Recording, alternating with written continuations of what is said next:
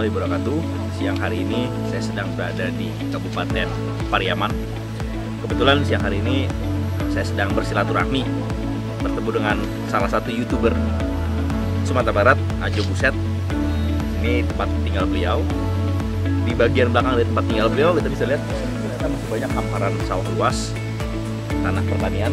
Memang pertanian adalah salah satu tulang punggung perekonomian Sumatera Barat yang belum tergarap secara maksimal. Banyak cita-cita yang ingin kita lakukan untuk pertanian Sumatera Barat. Kita juga ingin Sumatera Barat menjadi salah satu sentra beras nasional.